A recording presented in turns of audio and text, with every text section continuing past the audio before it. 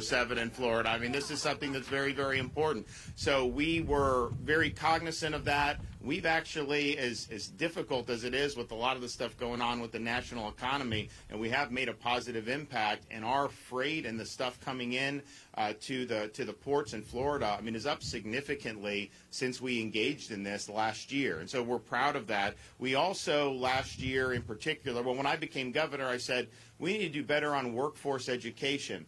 We were in the bottom half of states, and our goal was by 2030, Florida be #1 in workforce education. Why? Well, because I saw what was going on with the economy. You had some students that were told you have to go to college, otherwise you can't be successful. So they'd end up going to some fourth-tier private college, taking out $100,000 in loans, and then ended up in a job they could have had out of high school. Well, that's a millstone around the neck, and it's not really producing an avenue for you to really succeed. There's nothing magical about a piece of paper. It either represents something that you can then offer in the economy or it doesn't. And I think for too long, a lot of these universities have made a fortune off this student debt. The kids go deeper and deeper into debt. They make a fortune. What does that lead to? Better education? No, it leads to administrative bloat. It leads to spending money on a lot of things that don't even have anything to do with the core academic mission. And so that's just been happening for quite some time. So that's not good. Now, one way we've dealt with that in Florida is our state universities. I've not allowed them to raise tuition. So there's been no tuition increases since I've been governor. So you can go to a state university in Florida, average I think it's like $6,300 for in-state. You're not going to be able to find that very many places in this country. And of course, we have things like the Bright Future Scholarship where you can get all that paid for, or even a lot of it paid for. But even if you don't do any of that, at that level, people can work part-time jobs. I worked when I was in college, to make ends. So it is absolutely attainable for people to go to four-year university in Florida without going deep into debt, and that's really regardless of your family circumstances. So we're proud of that. We think that that's something that's very important, and I'm a big believer in higher education, but I'm not a big believer in making higher education so expensive that people have to mortgage their entire future to be able to do it. So we've led on that in Florida, and we're proud of that.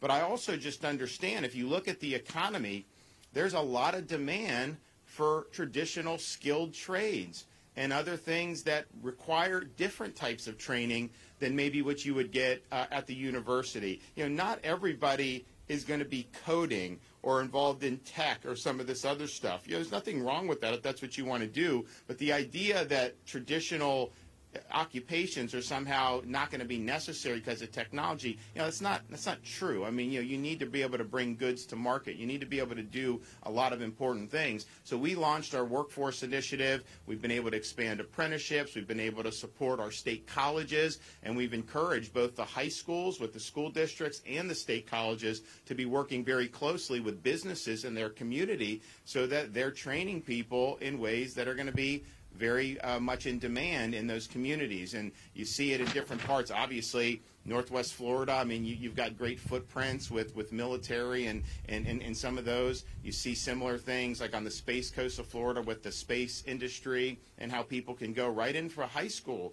into some of that manufacturing, which is great. So we want to continue to do that.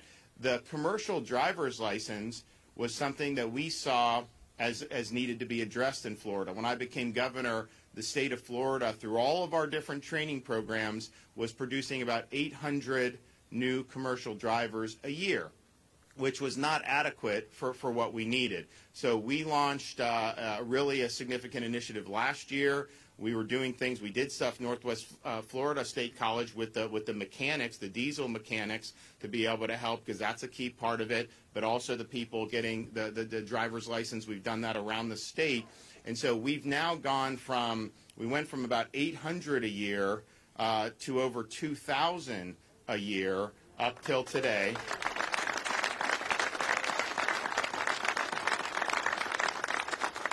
But the good news about today is we have more demand than even that. We more than doubled what the state had been doing, and yet we have more demand, and so we're able to meet that demand here with a really, really exciting initiative. And if you think about what's going on with the economy, the average salary for new truck drivers is higher, much higher than the median salary nationwide.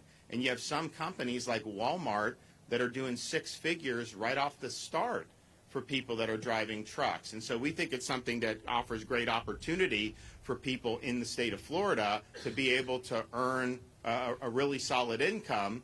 But also, it's important for our state's economy to make sure that we have the logistics capability in place to power an economy which is continuing to grow. I mean, I think if you look over the last few years, the amount of investment and migration into Florida has really been without peer, I think, anywhere in the country. And we've probably had more migration of income and wealth into our state in the last couple years than any state has had over a similar period of time in modern American history. And so we have opportunities with the economy here. People want to be here. We've got a good environment. There's more that we need to do, of course, but you got to have these core functions being able to meet the needs. And so today's announcement, I think, is really, really important because the next step of our initiative is an investment of $8.2 million to expand commercial driver's license training across 5 different state colleges in the state of Florida. So we're going to do it in all parts of the state.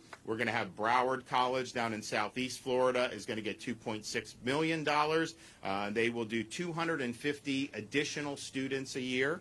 Northwest Florida State College will get $1.5 million to expand its existing program.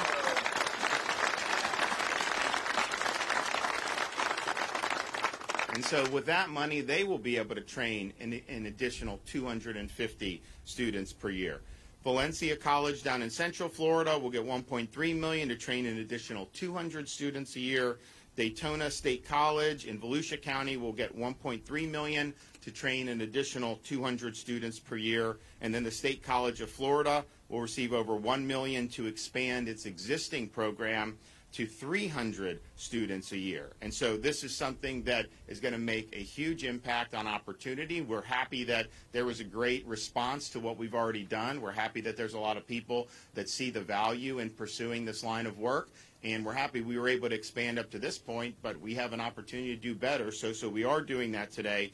Now, as part of this initiative, I'm directing $500,000 in the governor's discretionary Workforce Innovation and Opportunity Act funds to be used through local workforce development boards to assist students with a variety of education-related costs like tuition, travel to and from class, and the cost of certification tests.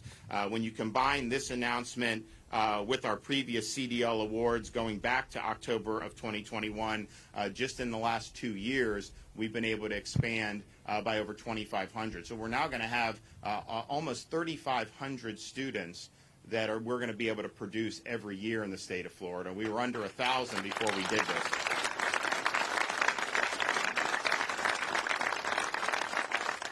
But that's not all. We have another announcement as well. So I'm a big believer that you learn more by doing than you learn by sitting in a lecture hall and listening to some professor bloviate.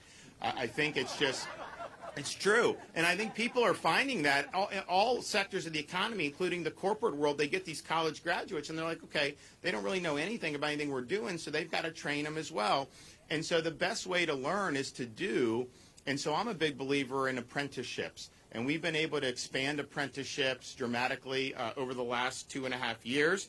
And we're going to be able to do even more today. So, and what I told my folks is there's all these different things. Like we have Job Growth Grant Fund. That's my governor's kind of fund for workforce and infrastructure. And we've used that strategically. And it's been very good. There's also sometimes there'll be federal funds. Sometimes there's state programs. So we said, okay, I don't want these things in a silo. We want workforce. We want apprenticeships. So let's get resources together, pool it, and let's make a big impact. And so that's what we're doing today with our apprenticeship grants.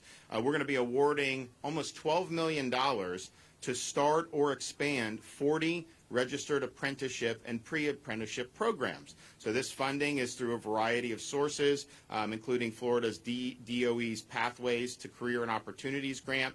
They're going to enroll 3,200 apprenticeships and pre-apprentices and support over 50 businesses in the year. Now, this will not be limited to truck driving. This will be include occupations like heavy equipment drivers, electricians, construction, industrial technicians, and fiber optic technicians. And so now not every one of those is necessarily a part of the supply chain, but all of those are vital functions in an economy that is working. So these apprenticeships are going to make a huge impact. And the thing is you go through these apprenticeships, you're not going to end up $100,000 in debt, and you're almost assuredly going to have employment opportunities. And right now, the state of Florida, our unemployment rate is about 1% less than the nation as a whole. We're 2.7. The nation's like 3.6 or 3.7. And so we've outpaced the nation on almost every major economic indicator over the last 2 years. And part of the reason is because we kept the state open when many of these other places were shutting down and really ruining opportunities for tens of millions of people across the United States. A lot of the small businesses in states like California and these other states, they had a body blow, and this was not something that they could recover from. Here in Florida, a lot of those small businesses have never done better. It's because they knew with me at the helm, they were going to be able to operate. They were going to be able to make decisions, and you could take that to the bank.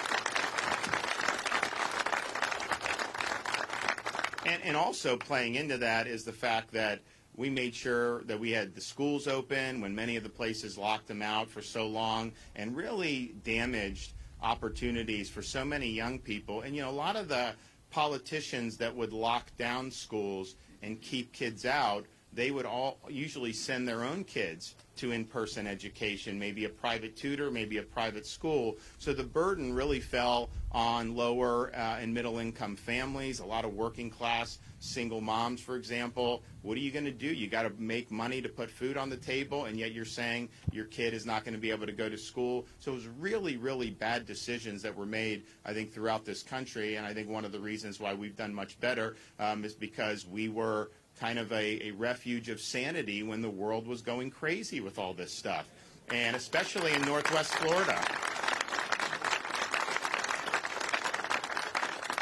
So we're excited about today's announcement. I mean, you look at the most recent economic numbers, inflation actually went up 0.1%.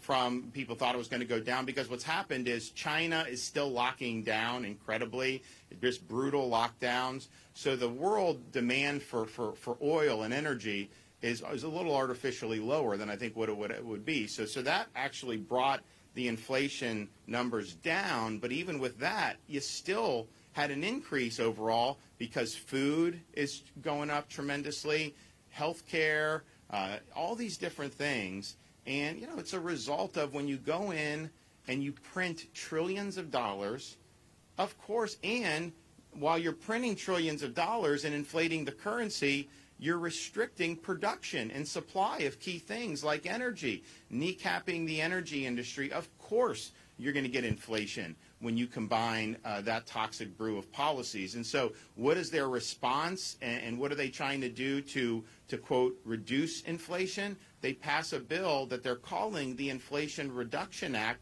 which is going to increase inflation. And it's not designed to service the best interests of the average American. In fact, they are marshaling 87,000